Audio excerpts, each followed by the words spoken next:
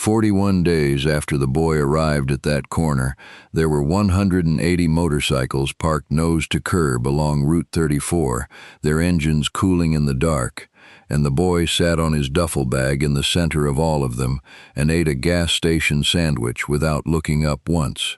Nobody had expected that. Nobody had expected any of it.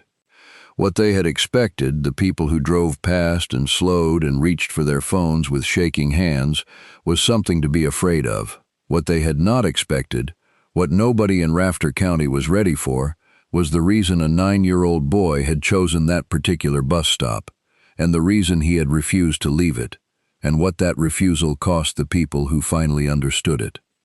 The afternoon before any of it started was a Tuesday in late October, and the light over the grassland east of the Black Hills came in low and sideways, the kind of October light that turns the dry grass the color of old copper and throws shadows 50 yards long from fence posts. The air had that particular bite that comes before the first hard freeze, clean and sharp in the nose, carrying the smell of cut hay from somewhere north and the faint diesel drift off the highway. Garrett Voss was 53 years old and had been riding the stretch of Route 34 between Rafter and the county line for most of his adult life. He was not a small man. He was not a neat man, 6'1" and broad through the chest and shoulders in the way that comes from 20 years of loading and unloading freight before the back gives its first warning and you find other ways to stay useful. His beard was gray-black and grew without any particular intention, and his face was the kind of face that gas station attendants watched from behind the counter and that children on playgrounds went quiet around. He had a scar along the left jawline from a wreck in his late 20s that had healed slightly off angle, giving his mouth a set that read as permanent displeasure to people who did not know him. His hands on the grips of his bike were thick-knuckled and road-darkened, and the ring finger of his left hand had been bent sideways by a loading dock cable sometime around 2009 and had never been set quite right. He wore a cut that had seen 12 winters without being washed into softness, and the patch on the back, the Northgate riders out of the open grassland east of the hills, was faded enough at the edges that you had to know what you were looking at to read it. He was the oldest man still riding out of that clubhouse. He had not held office in 4 years. He did not want to. He rode because stopping felt like the last form of surrender available to him, and he was not ready to surrender anything else. He had lost enough already. He would think about that later, alone, the way he always did. He never thought about it around other people if he could help it. He turned east off the highway onto Route 34 with the copper light behind him, and that was when he saw the boy at the bus stop and slowed and then stopped and sat on the idling bike for a moment without moving because something about what he was seeing did not make sense, and Garrett Voss had learned a long time ago to pay attention to things that did not make sense. The bus stop was a metal shelter with one aluminum bench and a county route map bolted to the back wall. The last bus on this route ran at 4:45 in the afternoon. It was 6:17. The shelter sat at the intersection of Route 34 and County Road 9, which was 12 miles from the nearest town and 7 miles from the nearest occupied building, a cattle operation run by the Hendricks family that closed its gate at 5. There were no streetlights on County Road 9. The light Garrett could see by was his own headlight and the last red scrape of sunset behind him. The boy sitting on the bench was small, maybe 8 or 9, wearing a dark blue jacket that was too thin for the temperature and carrying a yellow backpack in his lap, holding it against his chest with both arms like something that might be taken. He was not crying. He was watching the road with a steadiness that no child should have at 6:17 at night at an empty intersection, and that steadiness was the thing that made Garrett's chest go tight in a way that had nothing to do with the cold. He cut the engine. The boy did not move. Garrett swung off the bike and stood in the gravel and said, "You waitin' on somebody." It was not quite a question the way he said it. The boy looked at him for a long moment, the kind of look that takes your measure and does not apologize for doing it, and said, "The bus." Garrett said, "Last bus came 3 hours ago." The boy said, "I know." He said it the way a person says a fact they have already settled with themselves, something they have moved past arguing about, and he pulled the yellow backpack slightly tighter against his chest and looked back at the road. Garrett stood in the gravel. The cold was moving in from the north now, pushing ahead of whatever was coming overnight, and the boy's jacket was the kind you bought at a discount store in September before you knew what winter was going to feel like. Garrett reached back and pulled a second jacket from his saddlebag, a lined canvas work coat he kept rolled behind the seat for the kind of rides that turned cold without warning, and he held it out and said, "Put that on." The boy looked at it. Then he looked at Garrett. Then he took the coat and put it on without a word, and it fell past his knees and covered his hands completely, and he went back to watching the road. Garrett sat down on the bench beside him, because there was nothing else to do, and because leaving was not something he was capable of, not with a child sitting alone at an empty intersection in the dark. He pulled out his phone and looked at the screen, and then put it back in his pocket. Then he looked at the road, too. "What's in the backpack?" he said. The boy said, "My brother's stuff." He said it quietly, the way you say the name of a thing that matters so much you are careful with the syllables. And Garrett Voss went very still on that bench, because he understood, without any more information than that he was not going to be leaving this intersection tonight, and that whatever came next was going to require more than one man. He pulled the phone out again and called Denny Merrick, who was the club's road captain and the person Garrett called when something needed to happen in the right order.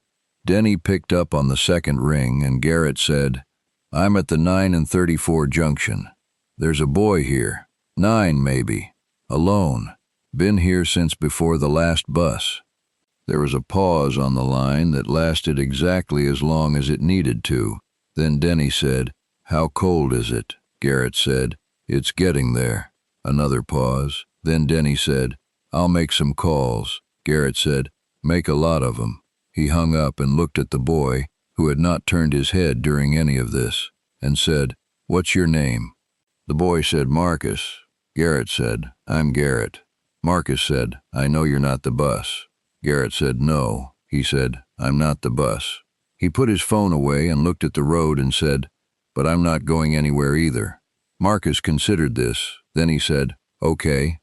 He pulled the canvas coat tighter and went back to watching the empty road, and the first stars were coming up over the grassland to the east, cold and very white, and the wind was picking up along the ground, and somewhere behind them in the dark, a coyote made one sound and then went quiet, and the two of them sat together at the empty intersection and waited. Denny Merrick had been the Northgate Riders' road captain for 6 years, which meant he had spent 6 years being the person who turned a phone call into a plan and a plan into bodies in the right place at the right time. He was 44, lean in the way of a man who never stopped moving, with a blonde going gray beard cropped close and hands that were always doing something, checking a latch, tightening a strap, writing something on whatever flat surface was available. He called Burl Spence first because Burl had a truck and a tow bar and lived 8 miles from the intersection.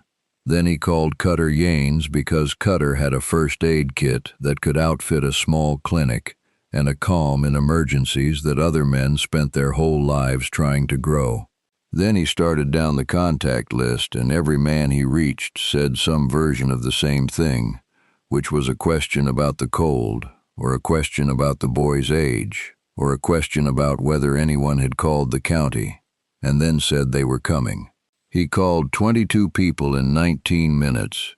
He sent a message to the club's group thread that said, "Only the junction of 9 and 34. A boy, cold, come now."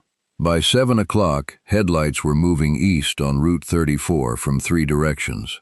By 7:15, Burl's truck was parked across the intersection with its emergency flashers running, and Cutter had a thermal blanket out of his kit and was asking Marcus in a low voice whether he was hungry. Marcus said, "Yes." Cutter produced a protein bar and a juice box from somewhere in his kit and handed them over without ceremony, and Marcus ate and drank without taking his eyes off the point where Route 34 disappeared into the dark to the west, the direction from which the bus would come if a bus were coming, which it was not. By 7:30 there were 11 bikes at the intersection and 2 trucks. By 8 o'clock there were 23. The riders came and parked and did not crowd the boy. They stood in groups of 2 and 3 at the perimeter of the shelter's light, and spoke in low voices, and occasionally stamped their feet against the cold. And the picture they made, 30 big men in leather and denim, arranged around a small child at an empty bus stop, was the kind of picture that would have made a passing driver accelerate. 2 passing drivers did accelerate. One stopped, a woman named Terry Lund, who ran the diner in Rafter, driving home from a supply run in her minivan, and she rolled down her window and called out, "What's going on?" with a voice that was pointed and was meant to establish that she was not afraid of them, which meant she was. Burl Spence walked over to her window and said, "There's a boy. 9 years old. He won't leave the bus stop. We're keeping him warm until we figure out why." Terry Lund looked past Burl at the shelter where Marcus sat in the enormous canvas coat with his yellow backpack in his lap, and she looked at the riders arranged around him in the dark, and whatever calculation she ran it fast. She put her minivan in park and got out and said, "I've got a casserole dish in the back, enough for 6, but it'll go further than that." Denny Merrick looked at her and said, "Ma'am, we don't need your food." She said, "I didn't say you did. The boy might." She went around to the back of the minivan and started unloading, and nobody stopped her. Garrett had not moved from the bench. He sat beside Marcus the way a person sits beside something fragile that might bolt if they shift their weight wrong, hands on his knees, not looking at the boy directly but aware of every small movement. Marcus ate half the protein bar and finished the juice box and then went back to watching the road. The headlights of arriving bikes swept the shelter wall every few minutes, and each time they did, Marcus turned briefly toward them and then back to the road. He was not afraid of the bikes. He was not afraid of the men. He was afraid of something that was not here, something that was somewhere else, and the shape of that fear was visible in the way he held the yellow backpack, pressed to his chest, both arms around it, his chin occasionally touching the top of the zipper. Garrett watched the backpack. He thought about what the boy had said, his brother's stuff. He had one question and he did not ask it yet, because the boy was eating and the temperature was still dropping, and some questions have to wait until the moment is ready to hold them.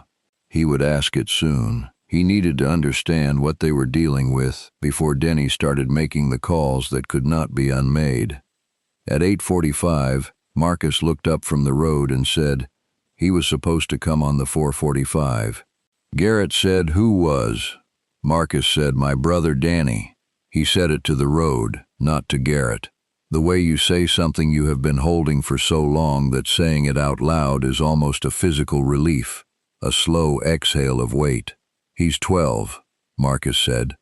"He was supposed to get off the bus here and then we were going to walk to the Hendricks place together, because my mom said not to go alone and Danny said he'd come on the bus from school." Garrett said, "Where's your mom?" Marcus was quiet for a moment. Then he said, "At the hospital in Rapid City. She's been there since Thursday." He tightened his arms around the backpack. "I packed Danny's stuff because I thought we could share," he said. "There's his sweatshirt and his charger and his toothbrush."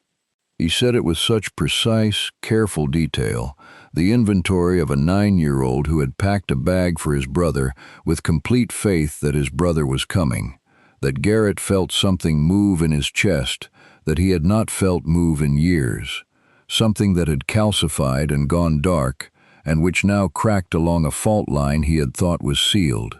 He put his hands on his knees and breathed through his nose. He said, "When did you get here, Marcus?" The boy said, "Before the bus came. I wanted to be here first so he wouldn't have to wait." and Garrett Voss sat in the cold at 9 in the evening at an empty intersection in Rafter County, with 30-odd men arranged in the dark around him, and understood that this boy had been sitting here for more than 4 hours, in the cold, holding his brother's sweatshirt and charger and toothbrush in a yellow backpack, because he had promised his mother he would not go alone, and because he still believed, with the specific faith of a 9-year-old, that his brother was on his way. He stood up from the bench and walked to where Denny was standing and said, "Brother named Danny, 12 years old, supposed to be on the 445 from Rafter. Find out why he wasn't on it." Denny looked at him for exactly 2 seconds and said, "On it." He had his phone out before he finished the sentence. What Denny found in the next 20 minutes required 3 phone calls and a conversation with the dispatcher at the Rafter Unified School District Transportation Office, who was still at her desk at 9 in the evening because something had gone wrong with the afternoon routes, and she had stayed to sort it out. The bus Marcus had been waiting for had broken down at 2:50 in the afternoon, before the school day was even over. A replacement bus had been dispatched to collect the students, but the replacement had its own issues, a faulty door mechanism that required a service call, and the students from the original Route 7 had been held at the school while the district sorted it out. Danny Ochoa, 12 years old, enrolled at Rafter Middle School, had been sitting in the school gymnasium since 3:30, waiting for a bus that had not come, while his 9-year-old brother sat at the empty intersection 7 miles away waiting for him. No one at the school had a contact number for the mother, who was listed as Sonia Ochoa, currently inpatient at Regional Medical in Rapid City, for reasons the dispatcher did not have access to, and the emergency contact on file was a cell number that had gone unanswered all afternoon. The dispatcher's voice on the phone was thin with exhaustion and genuine distress. She said, "We have the boy. He's safe. He's been fed. He's been asking about his brother since 7 o'clock. Denny said, "We have his brother. He's safe. He's been fed." A pause. Then the dispatcher, whose name was Carol White and who had worked for the district for 16 years, said, "Oh, thank God," in a voice that had nothing professional left in it. Denny walked back to the bench and crouched down so he was at Marcus's level and said, "Marcus, your brother's at school.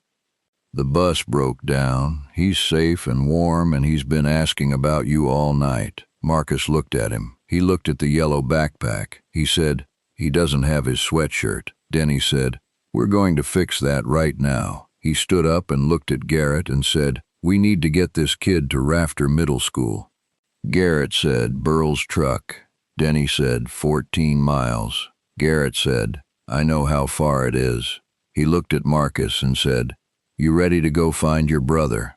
Marcus stood up from the bench with the backpack against his chest and said, "Yes." He said it with a simplicity and a certainty that made Cutter Yanes, standing 6 feet away, look suddenly at the sky for a moment and compress his mouth. It was the word of someone who had never doubted the outcome, who had simply been waiting for the rest of the world to catch up. Garrett rode ahead of Burl's truck because there was ice on the shoulder of County Road 9 that he wanted to check first, which was true, and also because he needed the noise of the engine and the cold air and the black road unreeling in front of him for a few minutes. He needed to be moving and to be alone. He rode with his hands tight on the grips and the temperature in the low 30s and the grassland on both sides of the road flat and dark and enormous. And he thought about his son, the way he always thought about him when the seal cracked, which was not in words but in images. The particular way Kevin had held his backpack in middle school, both straps on his shoulders, which nobody did, which had made Garrett smile every time he saw it, and which he had never told Kevin about because he had been working the night routes those years, and there were whole weeks he barely saw his son. And then there was the accident at 17 on the highway near Box Elder, and the backpack image was one of the last clear ones.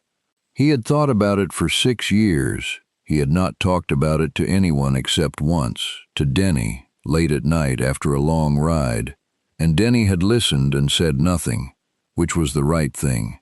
He rode, and the cold moved through his jacket, and he let it.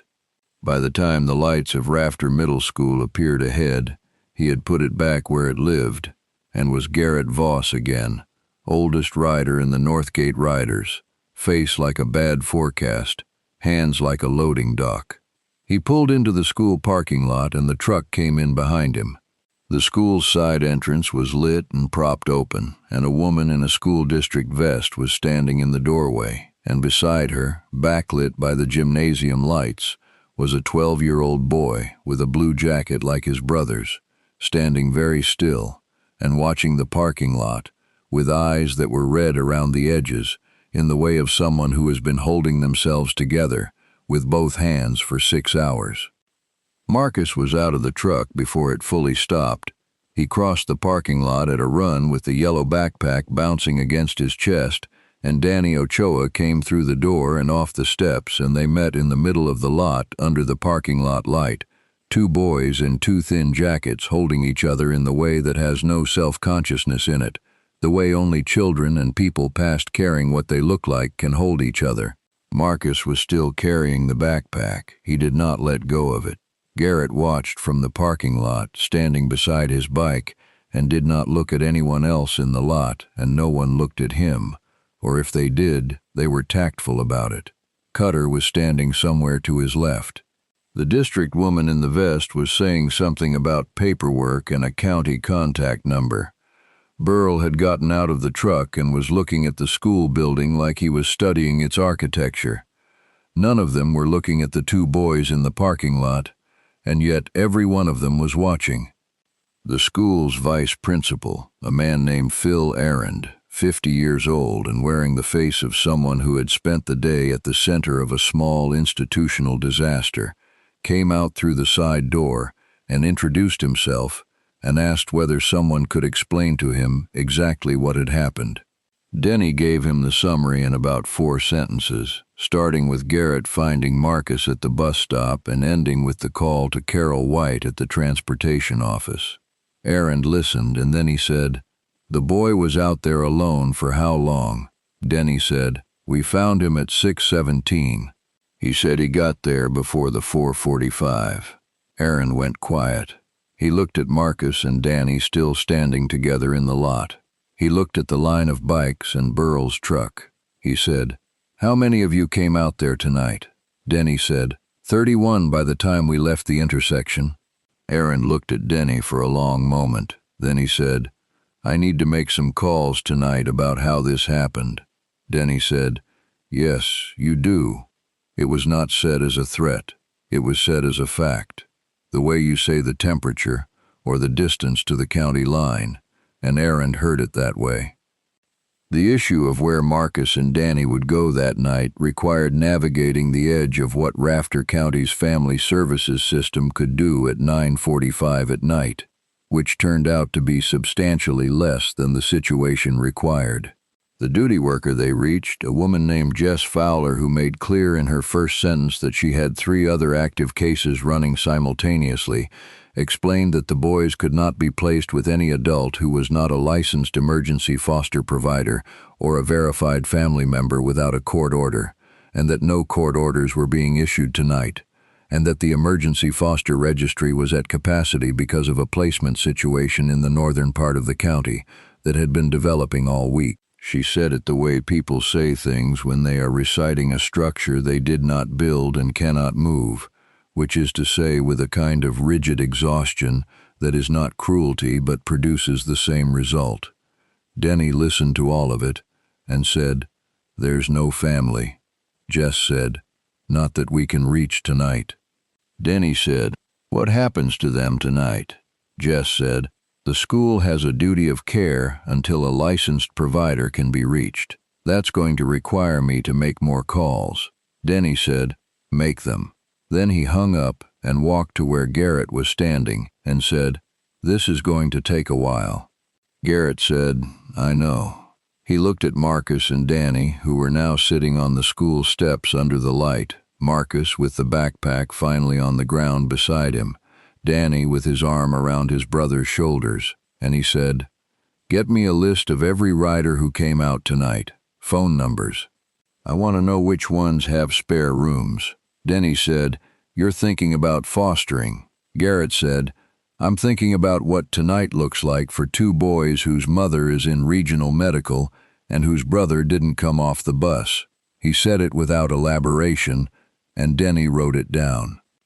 Garrett Voss had not spoken publicly about Kevin to anyone except Denny.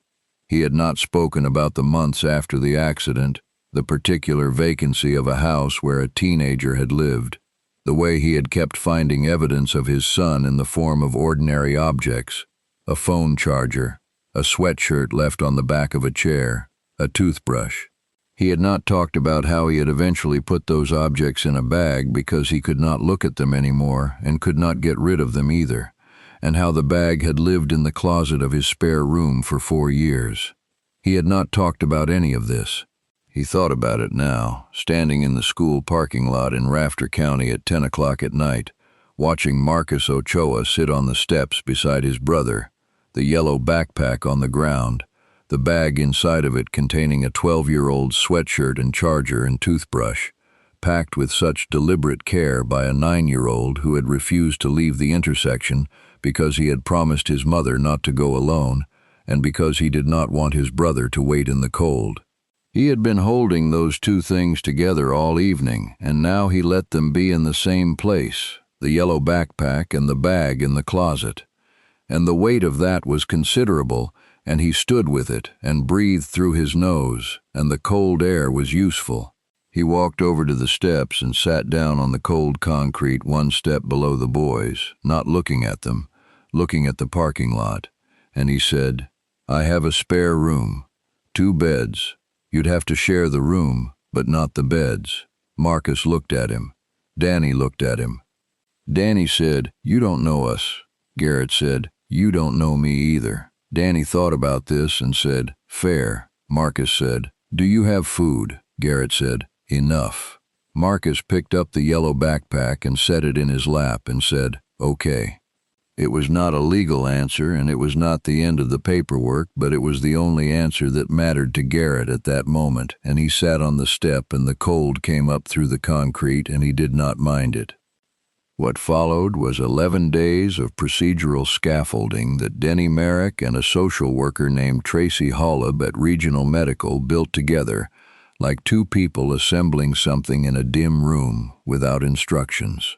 Tracy Holub had been Sonia Ochoa's case coordinator at Regional since Sonia's admission on the previous Thursday, a cardiac event serious enough to require a procedure and serious enough to require recovery time that could not be estimated in days, only in weeks. Tracy was 38 and had the manner of someone who had learned to hold a great deal of uncertainty without letting it show on her face, and she worked through the county placement system with Jess Fowler and through the school district with Phil Arend and through the housing authority on Sonia's rental, which was paid through the end of November, and she documented every step in language that was bureaucratically exact and emotionally neutral, which was the only language the system could read. Garrett had submitted his name as a provisional kinship placement applicant, which required a background check, a home inspection, 2 reference interviews, and a signed affidavit from a licensed family services officer, and he completed all of it in 4 days, which was faster than Tracy had seen anyone complete it. His record was clean. His home was inspected by a county officer named Will Bastian, who walked through the 2-bedroom house on the east side of Rafter and noted that the spare room had been cleared, and that there were 2 beds, and that the kitchen was stocked, and that the man who lived there had a closed closet door in the hallway that he opened without hesitation when asked. And inside was a duffel bag, and Will Bastian did not ask about the bag and Garrett did not explain it. Will signed the affidavit and submitted it to Tracy's office by the following afternoon. The boys stayed. They stayed in the spare room with its 2 beds and they went to school on the bus. And Marcus took the 445 every afternoon and got off at the junction of Route 34 and County Road 9, and walked the 7 miles to the Hendricks cutoff where Garrett met him in the truck, because Marcus had decided he preferred this to being picked up at school, and Garrett had decided not to argue about it. Danny came on a different bus that dropped him at the end of the road. They ate dinner at Garrett's table every night. Danny was quiet and helped with dishes without being asked. Marcus talked during dinner with the specific relentlessness of someone who has had a great deal to say for a long time and has not had a consistent audience. He told Garrett about his teachers and about a particular variety of hawk he had seen from the bus window and about a video game Danny had that Marcus was not allowed to play but had played anyway. Garrett listened. He was not a man who talked during meals, and he was surprised to find that he did not mind the talking. He minded it the way you mind a window being open, a small cold draft that you close the window against, except that he never closed the window. 2 weeks after the night at the intersection, Denny called a meeting at the clubhouse, and 47 riders came, which was most of the active membership and some who had not come to a meeting in months. Denny laid out the situation with the Ochoa boys and the situation with Sonia's recovery timeline, which Tracy Holub had characterized as 6 to 10 weeks minimum, and the situation with the boys' housing and school and day-to-day. And then he said, Garrett's carrying the placement. He doesn't need money, he needs coverage. Kid needs to be picked up or dropped off, someone needs to be able to make a call. Kid gets sick at school. Someone's listed as backup contact. Normal stuff. He paused. Garrett doesn't ask for things, he said. This is me asking. The room was quiet for a moment. Then Burl Spence said, put me down for afternoon pickup cover. Then Cutter Yanes said he would take morning drop-off Tuesdays and Thursdays. Then 7 more men volunteered before Denny had written the first name down. They set up a contact schedule that covered every school day and both weekend days and had redundancy built in, 3 names on call for any slot, because that was how they ran logistics when something mattered. Marcus was added to the club's emergency contact system under the designation family dependent, which was not an official category in any document, but which every rider understood completely. Sonia Ochoa came home 11 days after the meeting, on a Friday morning in mid-November, and Tracy Holub drove her from Regional Medical in Rapid City to Garrett's house in Rafter, because Sonia did not have a car and Tracy had cleared her afternoon. Sonia was 34, small, with the particular pallor that hospital light leaves on a person, and she walked slowly from the car to the porch and stopped at the door because Marcus came through it at a run and hit her with enough force to rock her back a step, and she held him with both arms and closed her eyes and stood there on the porch in the November light. Danny came through the door behind him and put his arms around her from the other side, and the 3 of them stood together in the pale November cold, and Garrett watched from the hallway and then went to the kitchen and started water for coffee because it seemed like the right thing to do. He heard Sonia say something in a low voice and heard Marcus say, he made us soup. He heard Danny say, he's all right. He stood at the kitchen counter and looked at his hands on the counter and thought that Kevin would have been 23 this year, and he thought it plainly and without the usual tearing quality, and then he put it away and got the cups down. On the 41st day after Garrett had found Marcus at the intersection, a Saturday morning in late November when the sky was high and gray and the air smelled of coming snow, 180 members and associates of the Northgate Riders came to the junction of Route 34 and County Road 9. They had planned it through Denny's contact system and the club's group thread, and riders had come from as far as Sturgis and as far south as Pine Ridge, and the line of bikes stretched for most of a quarter mile along the shoulder of Route 34, in both directions from the shelter. 180 men, and they parked and they stood, and some of them brought food, and some of them brought thermoses, and Terry Lund from the Rafter Diner had driven out in her minivan again with 2 casserole dishes. Marcus and Danny were there with Sonia, who stood wrapped in a blanket someone had produced from a saddlebag, and who looked at the line of bikes going in both directions from the shelter and said nothing for a long time. Then she said, "Why?" She said it to Denny, who was standing nearest to her, and Denny said, "Because the night we found him here, we had 31 men, and 31 men wasn't enough by itself. We figured 180 was closer to enough." Sonia looked at the line of bikes. She pressed her mouth together and nodded once. Marcus was sitting on the bench inside the shelter with a gas station sandwich that Burl Spence had produced from somewhere, eating without looking up, the yellow backpack on the ground beside him. He had brought it. Garrett had noticed that and had not said anything. Some things you bring because you need to carry them for a while before you can put them down. Garrett stood at the end of the line of bikes, the farthest point from the shelter, where the road bent east and the grassland opened out in all directions, flat and winter brown under the gray sky.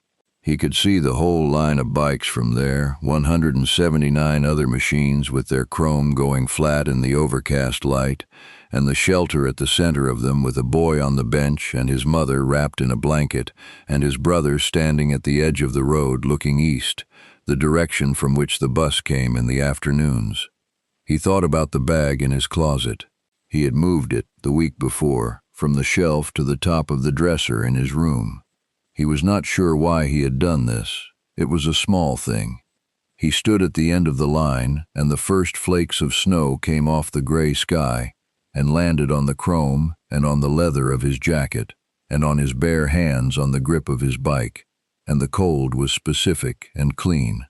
Behind him, from the direction of the shelter, he could hear the low sound of 180 men standing in the same place at the same time, a particular frequency, like a held note. He had stood in the middle of that sound for years. He had never stood at the edge of it and listened. He stayed at the edge and listened. It sounded like something you could rely on. It sounded, if he was being honest with himself, which he was, it sounded like the thing that does not leave. You have seen a man like Garrett Voss and looked away. So has everyone. The wide shoulders, the gray beard, the face set hard by weather and by things weather did not cause. You have looked away and been wrong, because what that face has learned to hold, what all that width of chest contains, is not danger. It is the precise weight of everyone it could not carry, kept there so it will not be forgotten, kept there because the carrying is the only way to make it mean something. 180 motorcycles idled to a stop at an empty intersection, and the sound of them filled the grassland east of the Black Hills the way thunder fills a sky before it breaks open. And a 9-year-old boy sat on a bench in the center of all of it and ate his sandwich and did not look up, because he had done his part. He had waited. He had refused to leave. He had brought his brother's sweatshirt in a yellow backpack and held it against his chest in the cold, and the cold and the holding had called every one of those engines out of the dark. That is what a bus stop sounds like when someone finally hears it.